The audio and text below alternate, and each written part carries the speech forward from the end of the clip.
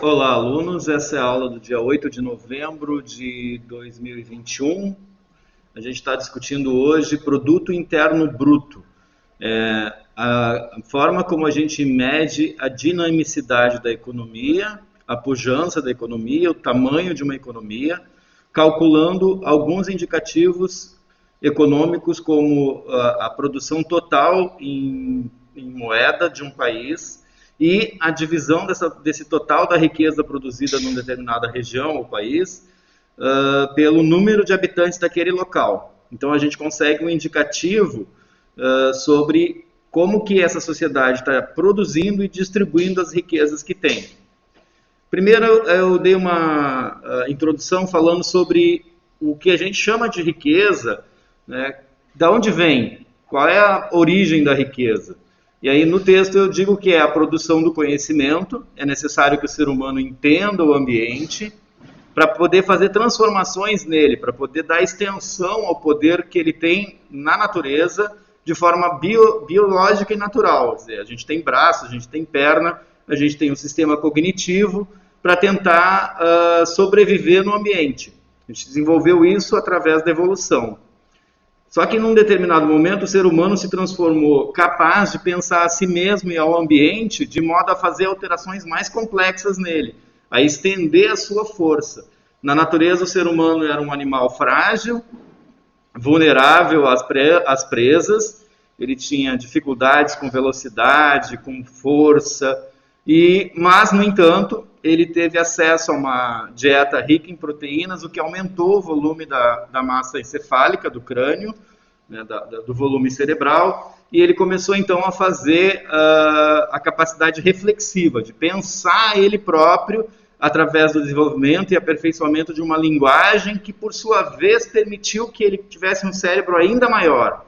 Então foi um círculo virtuoso entre alimentação e reflexão que produziu a nossa capacidade intelectual, que nos deu as ferramentas para ir buscar formas de sobrevivência cada vez mais eficientes.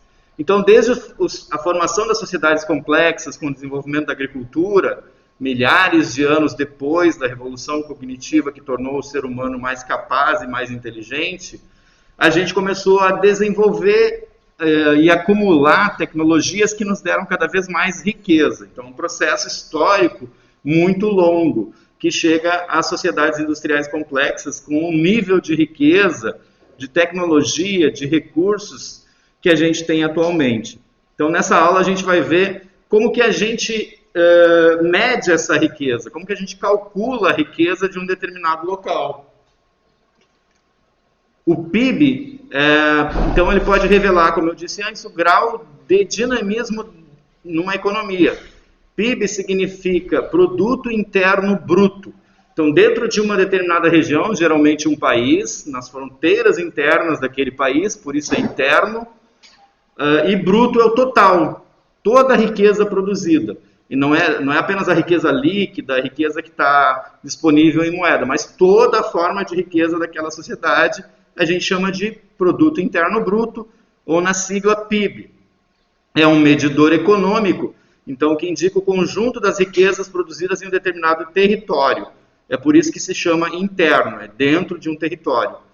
Trata-se da soma de todos os bens ou mercadorias, serviços produzidos e praticados em um determinado país, independente da nacionalidade das empresas, porque as empresas podem ser multinacionais, e de seus proprietários, além de não considerar se essa lucratividade permanecerá ou não no país. É o que se produz numa determinada região.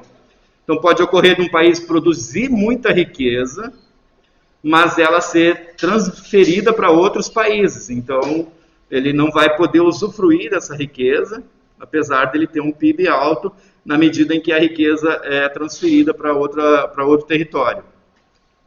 Esse medidor foi estabelecido a partir da Segunda Guerra Mundial. Teve um economista britânico que ganhou o Prêmio Nobel da Economia por ter feito essa descoberta, desenvolvido essa forma, né, de calcular a economia. Ele já passou por várias alterações e a sua diretriz central é comandada lá pelo Fundo Monetário Internacional, uma organização que está de governança, de governo interestados, né, entre os países. O PIB é calculado conforme as despesas, ou seja, os gastos praticados no país, sendo operado a partir da seguinte fórmula: PIB é igual a consumo familiar mais investimento privado, né, quanto as empresas gastam, mais o gasto governamental, que é o GG ali, e mais a balança comercial, que é a diferença entre os gastos e os pagamentos, quer dizer, quanto o governo está gastando e quanto ele está conseguindo pagar do que ele gasta.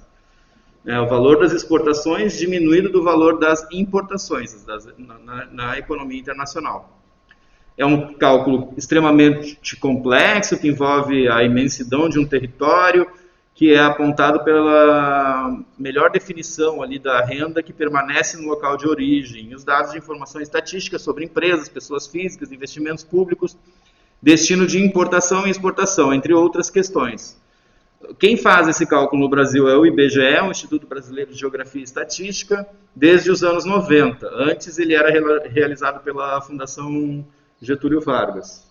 O PIB é considerado um importante indicador do crescimento de um determinado país, como que a economia está então se dinamizando, se ela está crescendo ou se contraindo.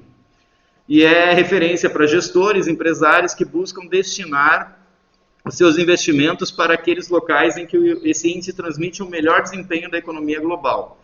Quando o valor do PIB é elevado, significa que a economia local está se desenvolvendo. Quando ele está baixo ou próximo de zero, significa que não houve crescimento no período. E quando ele é menor que zero, diz que há um processo de recessão em curso, né? Quando a gente está com a economia em recessão. Uma importante referência, então, para o PIB per capita, uma importante referência é que o PIB é o PIB per capita, que é o valor interno bruto dividido pela população total. Ou seja, a geração de renda proporcional aos habitantes de uma determinada região no país. Outra referência é o Produto Nacional Bruto, que ele representa a soma do PIB com as riquezas que entram no país, menos as riquezas que deixam o país.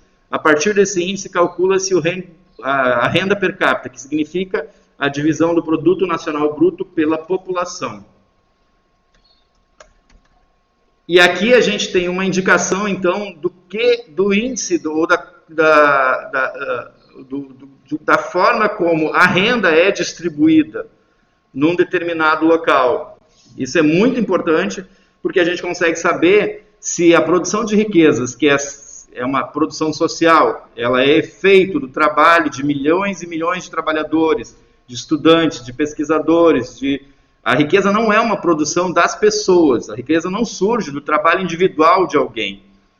Para qualquer trabalho individual é necessário o trabalho coletivo, é dali que ele parte. Por exemplo, o desenvolvimento das vacinas da Covid-19, ela dependeu do fato de que o país fosse capaz de produzir, de articular através da internet, através da troca de conhecimento entre os cientistas, de articular conhecimentos fragmentados em diversos países do planeta.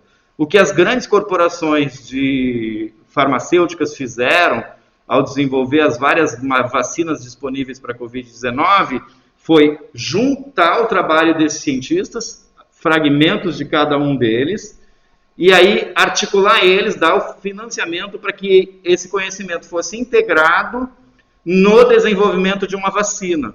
Então a gente teve várias vacinas desenvolvidas em vários lugares do mundo, e todos eles partem do trabalho de pesquisa que está sendo feito há muito tempo, há dezenas já de anos, há décadas, no sentido de aperfeiçoar as técnicas de desenvolvimento de anti-imunizantes, de imunizantes como as vacinas. Então não é o trabalho da empresa que vendeu a vacina para os governos distribuírem para as populações que produziu a vacina. A empresa apenas articulou isso, contratou esses cientistas, pagou para eles e assumiu, então, a posse da patente daquela tecnologia. Ela é dona da tecnologia para a produção da vacina e também dos laboratórios, das indústrias que produzem os insumos da vacina e também da distribuição e da venda. Percebe? Uma empresa está articulando toda uma produção de riqueza e está atuando como proprietária dessa riqueza no mercado, mas ela não produziu essa riqueza. O que produziu a vacina, que pode ser convertida em riqueza a partir do uso da imunização da população de todo o planeta, e que é custeada pelos governos que compram a vacina e aplicam na população, ela só existe porque a tecnologia foi desenvolvida. E a linha de construção de uma tecnologia, ela tem conexões com a história. São séculos e séculos de desenvolvimento tecnológico que permitiram, desde a primeira vacina até o surgimento das vacinas para a Covid-19 nos últimos 2 anos. E nunca se fez tão rápido antes na história da humanidade uma vacina. No curso ainda de uma pandemia, a gente conseguiu desenvolver a vacina e controlar a pandemia com essas vacinas, justamente porque a gente tem a conexão global dos cientistas através da internet. Eles podem potencializar e agilizar a produção de conhecimento para dar consequência a essa produção de conhecimento na forma de uma indústria de produção de vacinas. Então a riqueza é sempre coletiva, a riqueza não é individual. Nos parece que as pessoas ricas enriquecem pela produção delas. Parece que o Neymar é rico porque é um grande jogador de futebol, porque ele é o melhor do mundo. No entanto, só pode haver o melhor jogador de futebol do mundo porque há uma indústria do futebol, há milhares e milhares de jogadores em que ele pode ter o desempenho que ele tem, e aí financiado pelas empresas de publicidade, que no fim das contas somos nós que pagamos ao consumir os produtos que pagam o salário do Neymar, né, é daí que vem a riqueza dele, da fração que a gente paga nos produtos que recebem a publicidade que depois vai remunerar o salário desses jogadores de futebol. E mesmo assim, mesmo ele sendo muito rico, ele ainda não é tão rico quanto a indústria do futebol, quanto os donos dos clubes de futebol e quanto os donos das marcas que patrocinam o futebol. Então, na economia desse mercado do esporte, né, o principal fator de produção de riqueza é o consumidor. É quem compra camiseta, tênis, meia, bolas, enfim, tudo que está relacionado ao mercado do futebol. Isso para dar uma noção para vocês de como que a riqueza é sempre coletiva.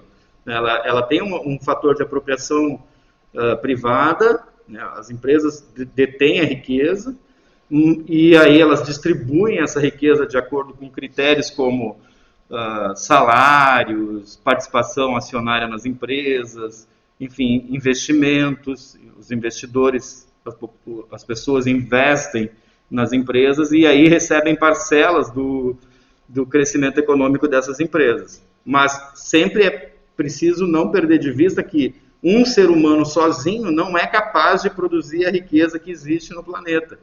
Ele apenas se insere no processo e se apropria de um valor maior ou menor dessa riqueza, desde o salário mínimo até a estratosfera, né? Até as pessoas mais ricas do mundo. Era esse o recado sobre o texto de hoje, está no Google Sala de Aula, para quem quiser lá copiar, ler e se aprofundar. Tem o link também para o site de onde eu tirei as informações. Eu vou colocar ainda algumas tabelas e rankings do PIB mundial, para vocês saberem em que lugar o Brasil está, enfim, poderem fazer comparações. E depois a gente ainda vai dar uma olhada no IDH, que é o Índice de Desenvolvimento Humano, que aí mede a qualidade da vida das pessoas a partir da riqueza em cada país. Era isso. Muito obrigado, um abraço, bons estudos para todos.